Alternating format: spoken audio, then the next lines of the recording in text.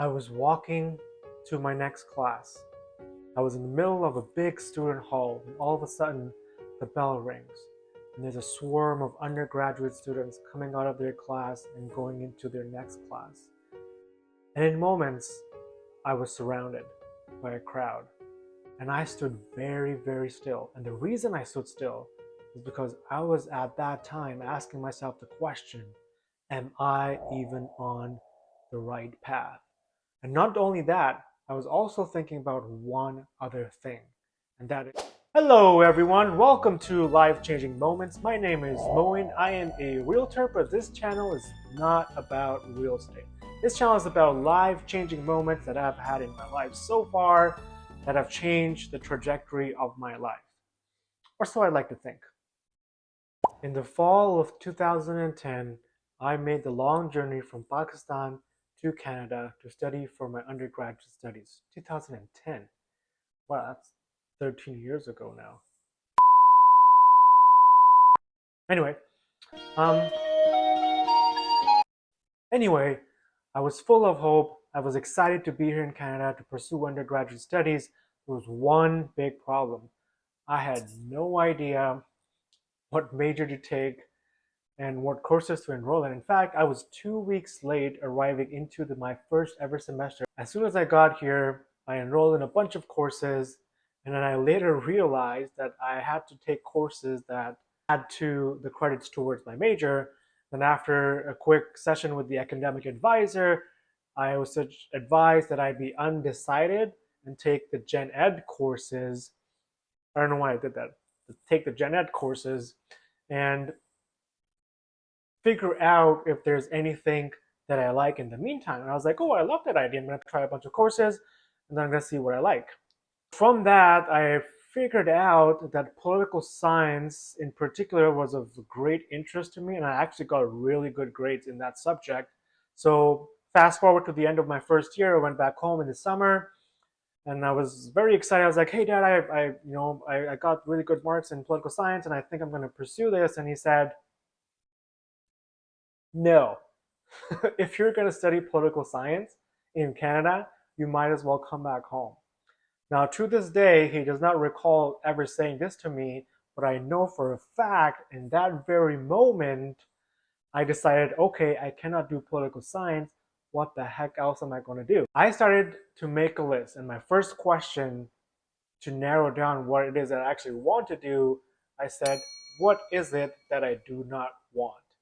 And like a lot of you, maybe not a lot, maybe it's just me, I had a huge disdain for mathematics. So I laid out all the programs that York University had to offer, and I said, okay, which one of these majors has the least amount of maths?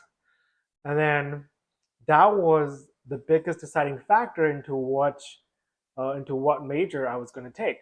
And so I ended up with human resource management because it had the least amount of maths. I still had to do statistics though. Anyway, human resource management, it was based on what I do not want. The big problem with that was that I found it very, very dry and very, very boring. I'm nothing against people who are in HR. I know you guys are doing great. By the way, see what I did there? What's the opposite of motivated? Not motivated? I was very unmotivated. Anyway, I did not really love going to class. I wasn't enjoying the subject matter or the courses. It was all very dry to me. And as a result, naturally, lo and behold, my grades were affected. They started to go down. And after 2 years of continuously trying to go against the grain of something I did not want and really affecting my self-esteem, tried to question if even I was smart or why am I not studying? Do I even want to do school? Fast forwarding to the moment I have in that student hall where I ask myself, am I even on the right path? Followed by the second question was, is that all there is to life? And the reason why I had that question in my mind is because the week earlier I had visited someone who lived in a high-rise building in Toronto, and they had a view of the highway and you could see all the traffic all the time. So in the morning, I saw people going to work and it was fully packed. And in the evening, I saw people going back to work. And then I draw a parallel from that when I was in student hall and I saw people getting out of one class and then going to another class. And I was like, wow, am I going to be doing this for the rest of my life? Is that really all there is to life?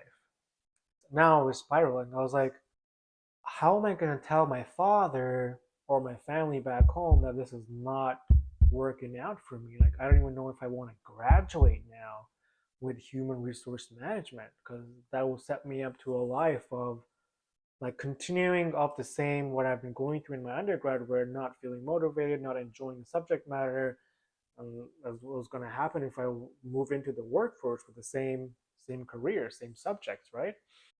What I did, which I suggest no one ever does, is I sort of stood still, like in the middle of that crowd in Berry Hall.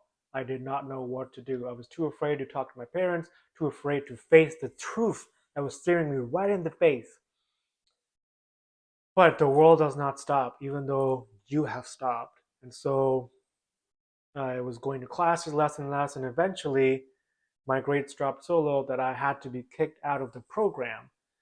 Now, that was a very, very scary thing to me, but it would turn out to be a life changing moment, a catalyst for what is to come.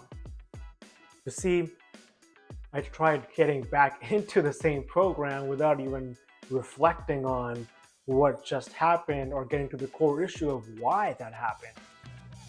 And so I had to take a couple of courses to get my grades back up to be allowed back into the program. But in that process, I discovered a couple of courses and I was really engaged. I was really motivated and I liked the subject matter. And I was like, well, this is Neil, right? Crazy. You're going to school and you're actually enjoying what you're doing. So I tried to figure out what sort of major had those types of subjects. Now the transition was not something from what I don't want, but now what I actually do want, which is the second half of that equation, maths. So I've only worked on one half of the equation and didn't focus on the other part. Humanities, as it turns out naturally, I had already done all the mathematics and HR to cover my graduation for humanities. I was taking courses. I enjoyed the subject matter. I was naturally on the front of the class. I was participating in class. My grades improved radically, and I restored my self esteem.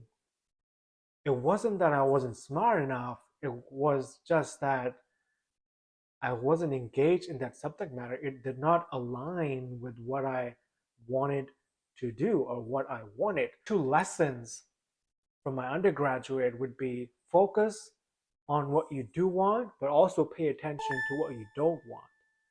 Look at those things both and see where there's an overlap, and that might be a direction that you want to explore more. And here's what I mean by this. Let's say there's two circles. One circle has the things that you desire or the things that you want. Okay? And then there's another circle that has things that you don't want or things that you don't desire. Okay? Let's say a thing that you want is that you want to study for an HR degree, you want to go to school for it, but the HR degree requires mathematics,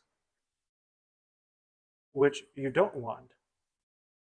Now, this is what I mean when I say the things that you want and the things that you don't want sort of overlap here, because in order to get this HR degree, you would have to study mathematics, and now you have to decide whether getting the degree or getting your desired outcome is greater than the step needed.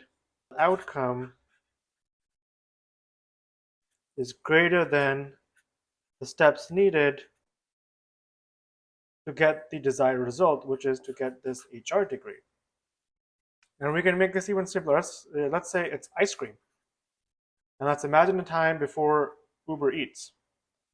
You don't mind paying for the ice cream, but it's cold, it's snowing outside, you don't want to drive. Now you have to decide whether the taste of that triple dark chocolate in your mouth is worth the drive. If there's a yes, you will go. If it is a no, you will stay and you will look at other options. What else is worth the time and effort to get this desired outcome? I hope that's clear. And hey, if you're in university right now or in a job that you're not feeling motivated or happy, you're questioning your intelligence or self esteem, just know that it's not you. Maybe it's what you are doing that's not truly engaging for you. And maybe something else is what catches your interest that you're happy to do, is something that you might want to pay attention to. I'm not asking anybody to do what I did or just be truly paralyzed, but start to think and analyze and see what it is that you uncover. Let me know what happens with you guys when you ask yourself those two questions: what I want, what I don't want, and see where they overlap. Let me know in the comments below. I'll be happy to hear your answers. Until next time.